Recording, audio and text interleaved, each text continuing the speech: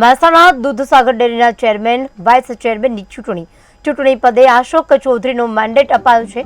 Vice chairman માટે 1.5 વર્ષમાં 2 vice chairman બનશે। 6 મહિના યોગેશ ગોવિંદભાઈ પટેલ વાઇસ ચેરમેન બનશે તો બાકીના 1 વર્ષમાં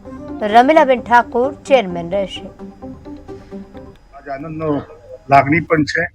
અને પ્રદેશ અને કેન્દ્રનું પ્રતિનિધિત્વ ધરાવતા સંગઠનનો ખૂબ ખૂબ આભાર પણ માનું છું અને હું પણ પાર્ટીને એવો પ્રોમિસ પણ આપવા માંગુ છું કે પાર્ટી નીચું ના ગાલવાનું થાય એ પ્રમાણે મારો વહીવટ હશે। મારા નામનો મેન્ડેટ હતો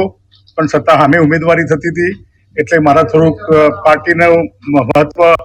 રાખીને અમે થોડીક સમજૂતી પણ કરી છે। ગૃહ અને સહકાર મંત્રી આદરણીય અમિતભાઈ શાહ સાહેબનો, ગુજરાતના આદરણીય મુખ્યમંત્રી ભૂપેન્દ્રભાઈ પટેલ સાહેબનો, પ્રદેશના અધ્યક્ષ સી આર પાટીલ સાહેબનો, પ્રદેશના સંગઠન મહામંત્રી શ્રી રત્નાકરજી, અમારા ઝોનના મહામંત્રી રજનીભાઈ પટેલ, અમારા જિલ્લાના મંત્રી આદરણીય ઋષિકેશભાઈ, આદરણીય બળવંતસિંહજી, બધા જ લોકોને બધા જ આગેવાનોએ સમગ્ર આખી પાર્ટીએ મારા વચ્ચે વિશ્વાસ મૂક્યો છે એના માટે હું બધાનો હૃદયપૂર્વક આભાર માનું છું।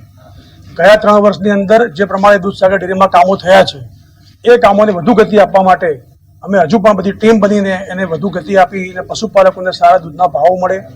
દૂધનો ભાવ ધારો વર્ષના અંતે સારો મળે એ માટે અમે બધા કટિબદ્ધ છીએ। દિવસ રાત પ્રયત્ન કરીશું અને અમે નરેન્દ્રભાઈ મોદી સાહેબનું સપનું છે સહકારથી સમૃદ્ધિનું, એ સપનું સાકાર કરવા માટે અમે દિવસ રાત પ્રયત્ન કરી અને આપણા પશુપાલકોને મજબૂત કરી અને આપણું ગામડું સમૃદ્ધ તો દેશ સમૃદ્ધ એ સૂત્ર સાથે